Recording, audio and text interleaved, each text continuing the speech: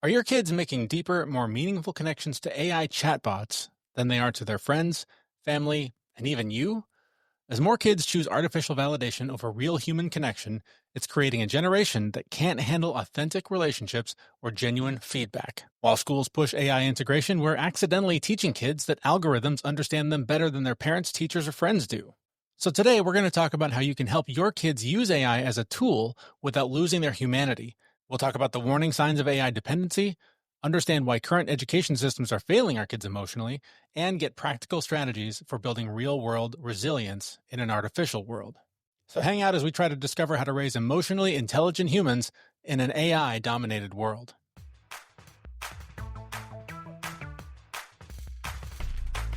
Hi there, this is Brobots, the podcast formerly known as The Fit Mess, and along with Jason, I'm Jeremy, and this is a podcast for men who want to use AI safely to manage their mental health.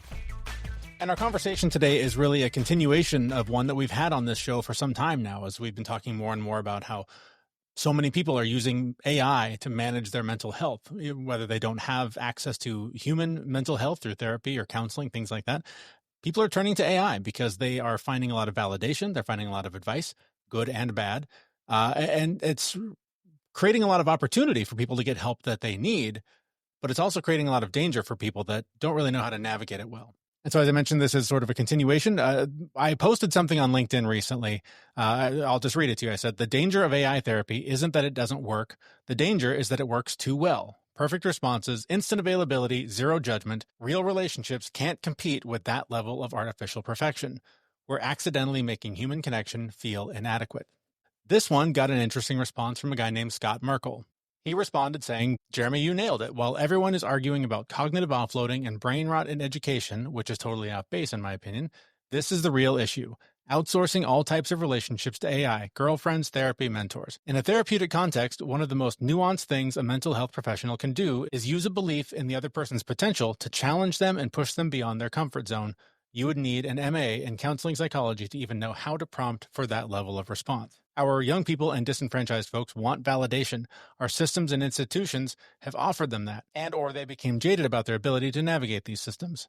Our education system is a great example of failing so many kids and not validating their strengths. The trust has eroded, and they shift to AI. This is the problem we should all be paying attention to. Naturally, I looked up Scott's background to try to understand who he is and a little bit of his context, and what I found was very compelling. He's one of the people with boots on the ground to try to help solve this problem as we explore more about how to use AI in our real lives, but also try to hang on to our humanity and what it is that makes us different from machines. So we invited Scott to join us here on the show and have a conversation about what he's seeing working directly with young people and where the school systems are letting them down and where AI is starting to fill in the gaps for better and for worse. So we'll talk more with Scott about that right after this. Our guest today is Scott Merkel. He's a school counselor and founder of the Impact League. It's a program that helps young people take awesome ideas and make them happen in the real world to help others. He's also interested in how things like AI are changing school systems and how we think about ourselves. And Scott, you and I connected on LinkedIn a few days ago, really in response to something I posted, which was in response to something we talked about on our show. And it's how we're turning so much of our AI therapy over to AI. It's Jason, you were sharing recently that mental health is like the number one thing people are using AI for these days. And you had some concerns about how people are doing more and more of our outsourcing of not only therapy, but our actual human relationships. What are the concerns that you have about this? Yeah, I mean, I think a lot of the world that I've been occupying for the last couple of years in education, a lot of the conversation has been about the actual production of work and cognitive offloading. And there was a recent study done by some folks at MIT that gained a lot of traction. I'm sure you've seen it. And there's just so much conversation about the function of school and learning and the cognitive offloading of that. And for me, that's a non-issue. Like I think there's plenty of evidence out there that suggests that humans have some intrinsic motivation, some natural curiosity, some natural inclination to learn. I don't think that stuff goes away with AI. But the bigger concern, I think, and we've seen this play out for young people, especially over the last decade, is just the loneliness epidemic, continued isolation, continued push away from like trusted connections and relationships into more siloed spaces where they are ultimately, interacting with algorithms that change their thinking and really take away their humanity in a lot of ways. And so I think it's not even a conversation in education right now, which I think it needs to be. And I think that's part of the AI framework and policy stuff that gets talked about in schools, but in a lot of places is still not codified and doesn't exist in the way that, like, how do we teach young people that there are some great use cases for AI and this is what that looks like, and how do we develop some fluency around that, and we don't want to outsource our humanity. Like, that's the quickest way for us to, a few generations from now to not be around anymore. I agree with all of that. Yeah, I mean, it's kind of crazy that you mentioned the idea that kids are feeling isolated and alone when we're supposed to be more connected than ever. But do you feel that the personification of the individual in social media comes down to kind of our own mental cognitive map, trying to go through and remap the value of self back to whatever it is this presentation layer is that we're calling social media, and trying to create this interaction where human beings just feel disconnected from themselves because they look at this thing that's supposed to be a reflection of who they are, and they kind of know it's not. And they're trying to live up to their own ideals that they're putting on themselves that are a mirrored reflection of what their social group says they should be. But I guess my question to you is, since you're working in this space, what's the judo to get out of it for kids? Because I mean, I've got two daughters. They're 20 and 24. So they came up right around the time of social media, and nowhere like Jeremy, because his kids are quite a bit younger and they're more steeped in it than my kids are. And I don't see a simple way to fix this problem from a continued use perspective. I know China's gone through and they basically limit kids to like 2 hours a day of social media. And that they've had some success with, but man, I don't know, like 2 hours of doom scroll, like it's probably enough to taint things pretty well. So I don't know what the right amount is, what the right portion is. And I guess I'm hoping you have some insight. Yeah, I mean, I think you're a technologist, Jason, so you know more about the ins and outs of the manipulation and the traps that are created psychologically for even, somebody like myself who understands psychologically what's happening and physiologically, and our nervous systems are not in a position to be able to navigate this world. And of course, kids don't know any of that.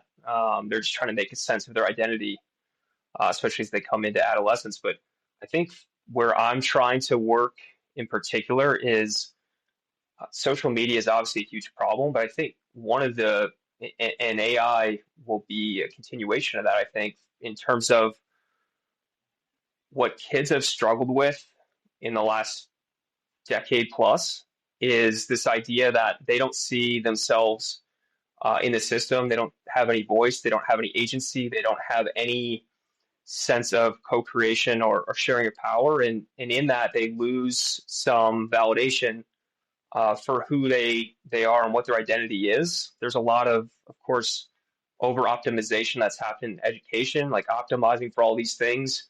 And so in a lot of ways, we're treating kids less human to optimize for these things.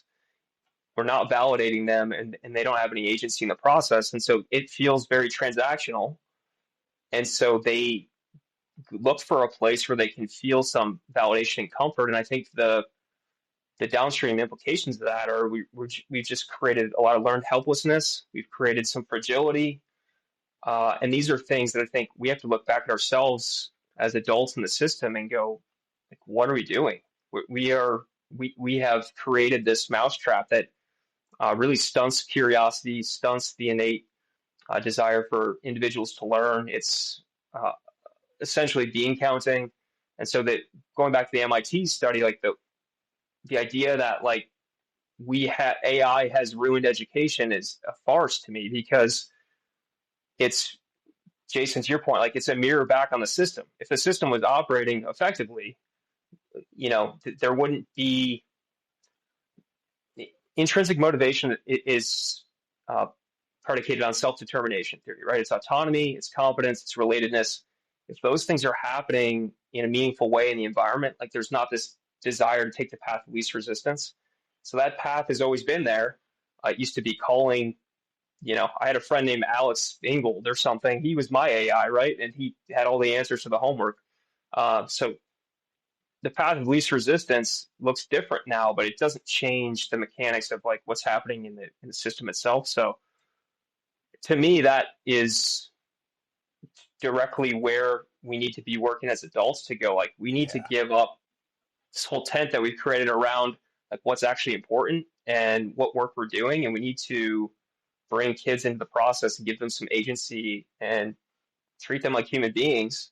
And I think that really goes a long way. And I'm oversimplifying it. It might seem a little esoteric, but I've done some work in that space, and I've just seen the results from kids with no agency, just like, okay, tell me what to do. They're just so trained into that mode to then have any agency to go create and design something that is important to them and gives them some sense that they have some agency and ownership over what can happen in the world. Give me an example or two of the kids you've worked with that are struggling with this, that don't have that agency, that are sort of like, what does that look like in your office, on the campus? Who is that kid walking down the hall? What is he dealing with on a day-to-day basis? And what does that look like? Yeah, I mean, I think one of the best exercises that we can do as adults is, it's been a long time since we all sat in a classroom. And so one of the things that I've tried to do every year is be a student for a day, and that's human design, that's empathy, right? And that's something that AI can't do. AI can, simulate trying to be empathetic and talking about what that experience is like, but it can't live it as close as you might as a human being in kind of a surrogate way. So I think for kids, it's like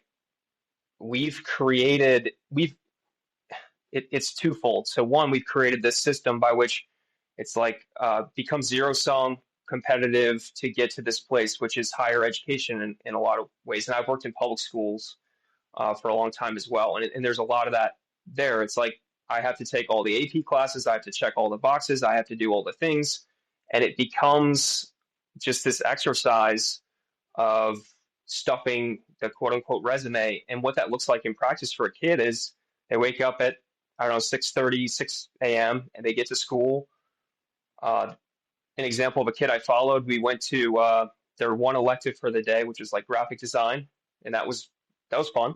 And then we, went to honors chemistry, took a test for 90 minutes, went to AP World History, took another test for 90 minutes, and then went to pre-calc. And by the time we're in pre-calc, I'm struggling to keep my eyes open. I'm doodling.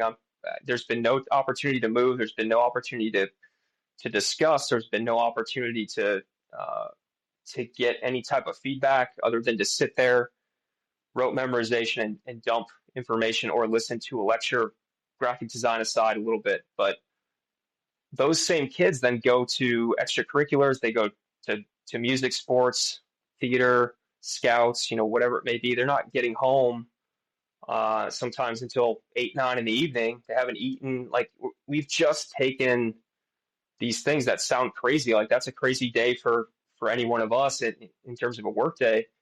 And to do that day in and day out in search of this thing that we've all determined is important, I think is really challenging. And so when they come in, I think they just feel they're just trying to survive. There's no sense of like, oh, they don't even have the space to sit and like unpack whether they should be doing this. Like they feel like they have to. And that's just the messaging that they've been given from the jump. So do you feel like administrators and folks that make curriculum are focusing on their own KPIs? So, I mean, they're data driven and they're trying to elicit certain results, but they're not taking into account the physiological, the psychological, and the emotional toll that driving and pushing this direction actually take on individuals. And as far as I can tell, we're trying to use AI to elicit a certain response out of kids in terms of putting them through certain curriculum criteria and trying to drive them towards a certain output or a certain outcome. But we don't do anything to measure mental health of kids. Like, We really just don't. Like, there's not a mental health scorecard. There's not a class on how to deal with shit in schools, and there should be. I mean, we don't teach kids how to balance a checkbook or how to pay rent or any of those pieces, but we'll push them through like trig and geometry, like not really practical skills. And we'll do story problems that, this is how long a train takes to go from somewhere in Paris to somewhere in London. And there's a schedule for that. Like, I don't really need, that's not really a skill I need, but I need some more practical skills. And we're like bypassing these practical skills and putting them in these situations, even while they're in school, when they're leaving school, where they're not prepared, but we're also putting them at a disadvantage while they're in school to push them towards KPIs that, honestly are probably not really going to be relevant anymore, because with the advent of AI, a lot of these jobs that we're talking about pushing them towards that require a college degree are just not going to be there in 10 years. Totally. Probably even sooner than that. So schools are titanic in terms of their curriculum and how they actually can transform and move things. It takes a long time, and most of the time they can't slow down before they hit an iceberg. It sounds very much so like we're heading towards an iceberg, and like there's a lot of people waving their hands in the air saying we're going to run into this thing as AI becomes more prevalent in the school and in schools themselves. Are we just kind of hosed? I guess that's my real question to you. I don't think we're hosed, but I think there's a lot of step back and reflection that needs to happen on the part of the educators. There's identity there, and I don't want to treat that as if that is easy to think through and reflect upon, but it's a change in identity from being the holder of all the knowledge and the information and the content to a co-creator, because to your point, Jason, we don't know where it's going to be in 10 years. And I think we have to relinquish some of that control. It's a compliance and control model right now. And what it has ended up doing downstream, or, the misaligned incentives or the KPIs, like you were talking about, has just created this over pathologizing of childhood. And, I think John Haidt's probably talked about that a little bit in both his books, Coddling of the American Mind and The Anxious Generation. But you're taking kids that are generally fine and putting them in a place where they are no longer fine, because be it the expectations, the environment, the ask of them, the lack of validation, the lack of true human connection, in a place that's supposed to be an opportunity to learn and develop a lot of the skills that you mentioned, that it's just not what's happening. So I think that's kind of we're going towards a place where, and we're already there. Like I think about young men in particular who are less likely to form, especially if they're isolated through adolescence. Like, they're less likely to form these tight relationships in the same way. And I also have daughters, but in the same way that girls might, and females are much better, I think, at maintaining a network and staying in touch with them. But young males, you could be a young male that orders your coffee online, picks it up. You don't have to talk to anybody. You get your Amazon delivery. You get your groceries delivered. You interact with an AI girlfriend or AI therapist, and you play games all day, and you might gamble online. Like, you don't have to talk to a human, and you can still. I'm sorry, as an introvert, you just described my dream world. That was amazing. Yeah, but the challenge, but it's dangerous. Yeah, you're right. It's dangerous. It's completely frictionless, and you need friction for growth. And so I think we've created all these points of quote unquote friction in our systems, but they're the wrong points of friction. Where the right points of friction would be, how do we create kids that are not fragile but anti-fragile? And the only way to do that is in like true relational environments where there is the messy middle. There are these opportunities for feedback in different ways. There are opportunities to like let go of the control and let it play out, and everyone's going to be fine. Everyone's going to be safe. And I think we've just pushed so far away from that into this other direction where it's an easy button now. And I don't need to tell either of you, that it's hard to watch young people who don't have kind of that fully formed sense of identity, and maybe don't have the language to honestly even And this is where we can go maybe into the therapy piece, but like they don't even have the language to articulate a lot of times what they're consciously feeling and what that looks like, and they're kind of relying on an LLM who's going to probably either over validate or send them into a different direction that uh, really isn't what they needed in that moment. So Yeah, it's almost like they need a default profile in their prompt engineering that takes into account the Dunning-Kruger effect for kids who think they actually know something because the AI bot spits back something and says, "Oh, you're right, it's validating." And it's really hard to attain emotional maturity when you're dealing with something that just keeps going, "Yeah, you're doing great." Like, yeah, something needs to check you in the process, because when something in the real world does and you don't know how to handle those pieces, you're going to break down. I used to coach softball, and I watch it with some of my players. Like, if you came at them and criticized them in a certain way, they really couldn't take it. And it was a lot different when I was a kid. And this seems to be accelerating and becoming more of a divergent path, and becoming more and more difficult to have regulated emotional conversations with kids, and for good reason. Like, it's not like there's not a real reason why these things are hard. But yeah, I sorry, just to comment on that. yeah, that's been my experience with working with AI. Is it's going to validate you and validate you and validate you, and you're perfect. You're the perfect person to do this thing, and it's like, well, I don't know about that. I have a lot of gap, but you could see, kids taking that in such a way, and that's not always good for their growth either, because they need to be given the space to take healthy risks. And yeah, I just think the isolation and the loneliness piece of it is really the biggest challenge. I think that's an epidemic, and I think we need relational friction, and a lot of our systems are dependent on human beings ultimately, and so we're just cutting that out of the process. So what I'm hearing from this conversation is really kind of opposing goals, really. On one hand, we need to be teaching these kids how to really integrate AI and how to really understand and use it as the tool that it is for any sort of future, role in an economic system, whatever's left of our current one. But also we need to have them use it less and interact more in real life with real people and real challenges. So, and maybe the answer here is, I don't know, but like, is there any agency at the education level from the teacher, from the district, whatever agency, to build that, right? Can a teacher experiment and find ways to combine the two, or try new things, or are they all really locked into a curriculum that's enforced, so that they pass the test and the school continues to get the funding that it needs? Yeah, I think that's a great question. I probably can't speak for every environment, but I think leadership dictates a lot of that.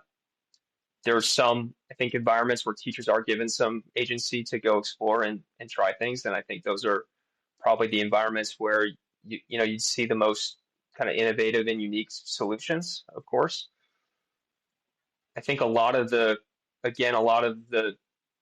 dialogue I've heard around it is just in the environments that I've been in, is just this concern of losing this cognitive offloading and this critical thinking. And that's not a concern for me, because I think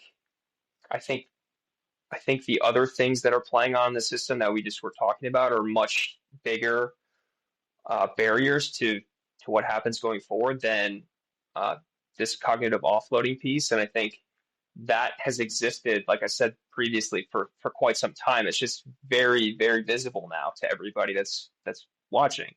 So I think any young person that lights up about something that they're interested in, that gives them energy, engages them, that they feel some confidence around, and they feel like they have some autonomy to follow that and pursue that. That is so innate.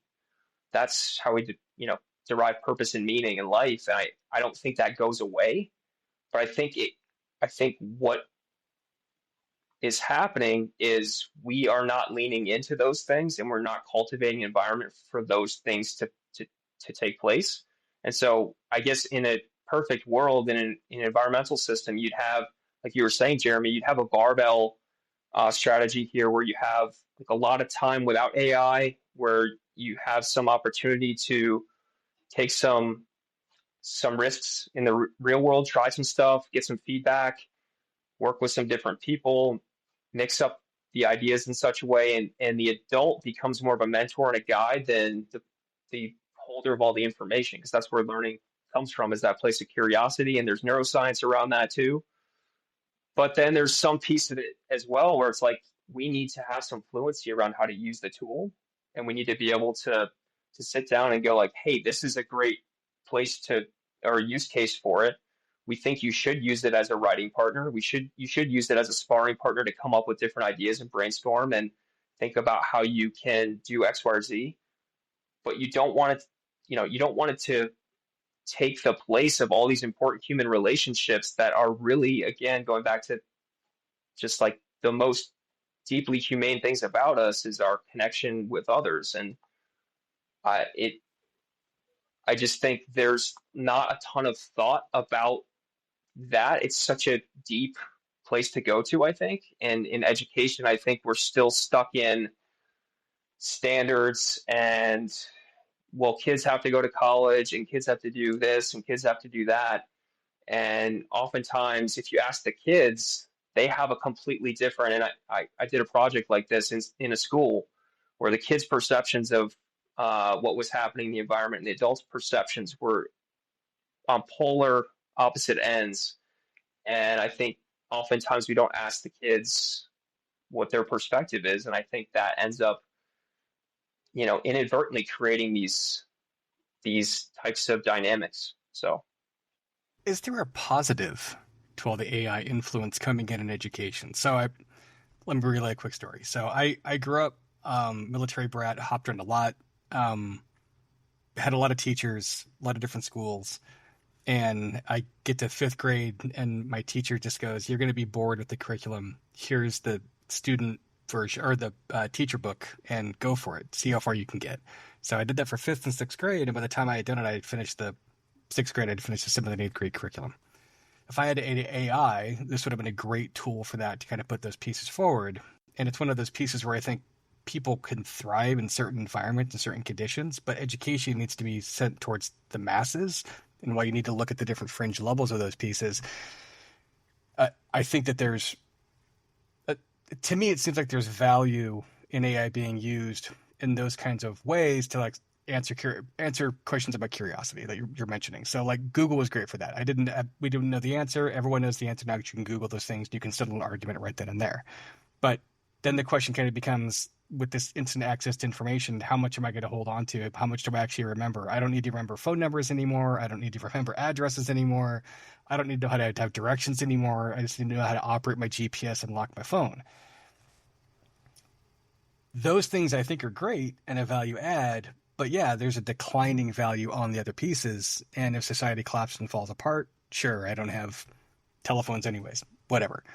But kind of my point being that it seems like there's actually good things in here that could be pulled out of it, and that the way that we get those into the system needs to be integrated with a more comprehensive education program that actually takes into account the emotions of kids, but also the interests of kids, because not every kid gives a shit about going to college. They don't, and they shouldn't, to be honest. I mean, my degree in social sciences does nothing for me in my current field of occupation.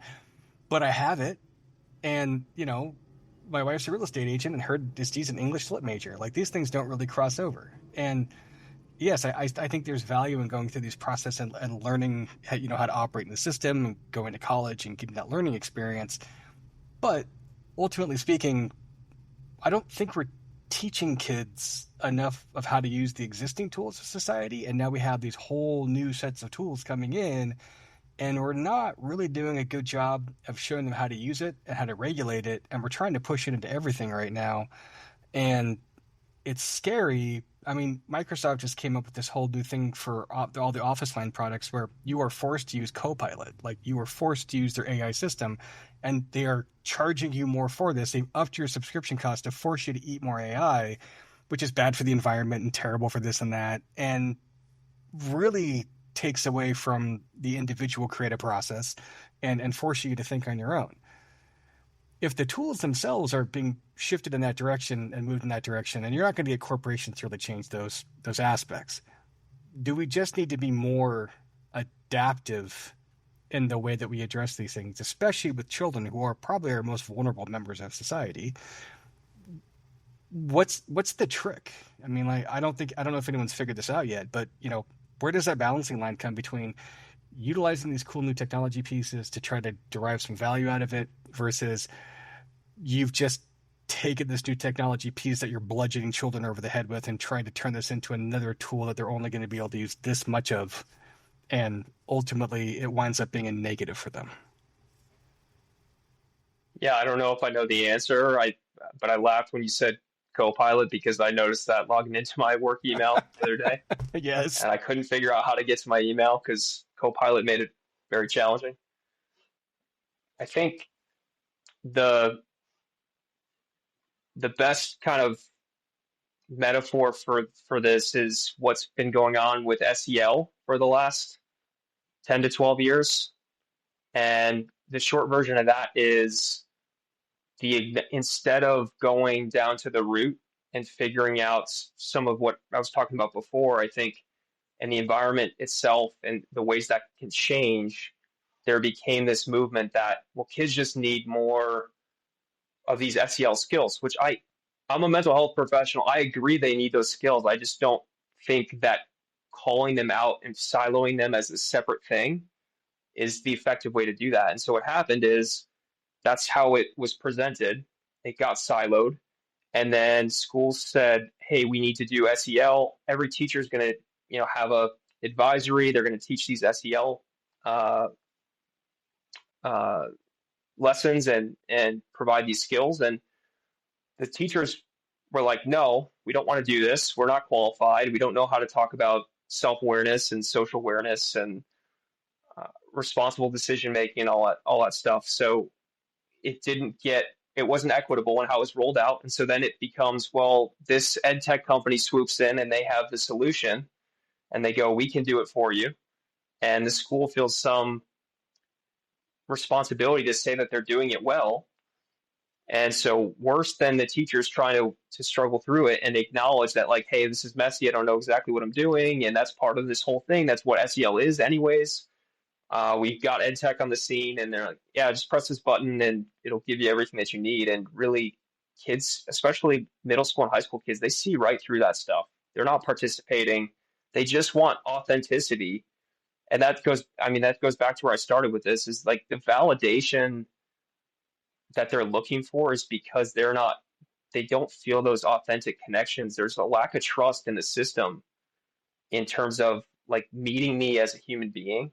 And so that's where I think the biggest concern is, to bring this back full circle, is like the biggest concern is that the power and agency that we have to just be human beings in these systems, we have made ourselves more robotic and less human. And so the robot actually seems like the better option because it's going to show up with validation first instead of just leaning into like just the over optimization and the hustle and the busyness. And even in schools, like it's not that big of a deal. And everyone is burnt out. The teachers, the kids, the administrators, like we don't have to be in that spot, but we are.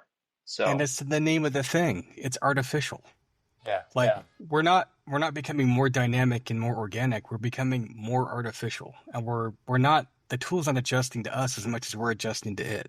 And this seems a lot like social physics, just like regular meat space physics, where you can't, every action has an equal and opposite reaction, and there's only so much emotional space kids can deal with. And how do you, that search for authenticity is huge. And also the fear of being authentic is huge. Like you might actually have terrible thoughts. And if you express them and the AI sees it and listens to it, it might amplify those pieces, or you might be shunned for it. I mean, it feels like there's a real lack of space for organic growth and control. because we've just embraced what we think is so much better, which is artificial, which, by the way, it's very inefficient. It's not great. It's not cost effective. There's all kinds of problems with it, but it makes things happen really, really fast. For some reason, we're more concerned with fast results as opposed to quality accuracy. And it really feels like that's being pushed into education and on teachers in an unfair way. Yeah, 100%. Yeah, I think if the teacher was given some agency to, I'll talk about a little bit of a project I did, and I know an eighth grade teacher in Colorado that's doing this work as well.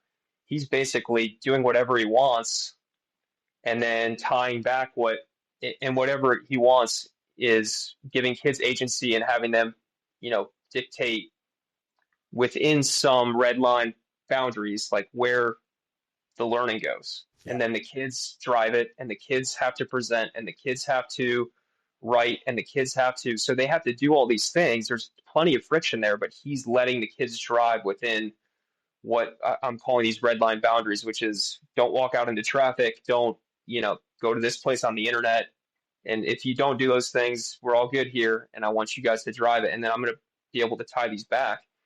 And so I kind of did a similar deal with some kids that I started a peer counseling program 5 years ago.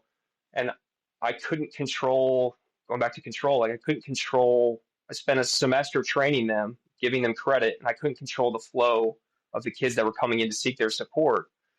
So at one point I said, I want you guys to do a project.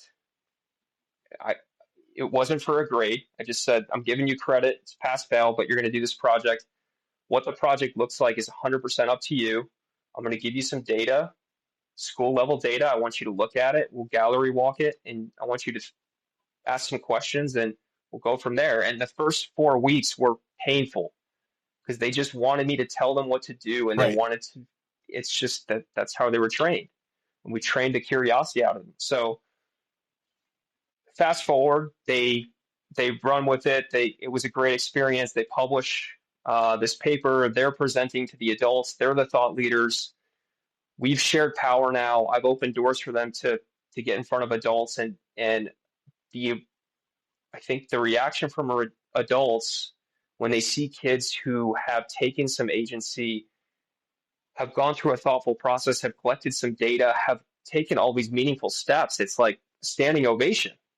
And yet we don't give them any space and then we go back to business as usual, and we don't give them any space to actually do that. And so that was kind of where my side project, the Impact League, came from. It's just this idea that when you give kids some space to lean into their agency, something that they're super motivated to kind of run with, and you give them a little bit of light mentorship and guidance, like they're going to do amazing things. And we just need to get out of their way.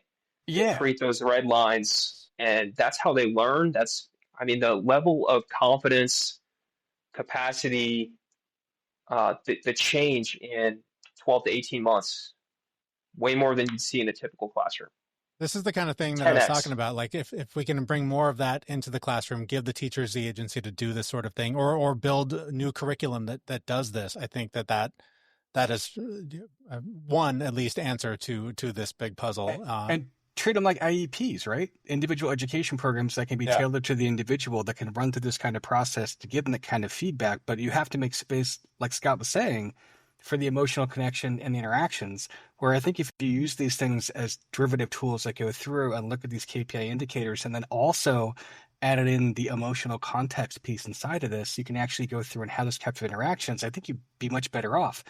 And I think we have to stop measuring things as A, B, C's, D's, or A, B, C's, D's, and F's, because that's not what the criteria for output is anymore. I mean, if you look at the way that these systems actually work, they're 51% positive. That 1% is the effective value that they actually make and grow and generate in those LLMs and businesses. Most successful corporations aren't 100% successful. They're 51% successful or better.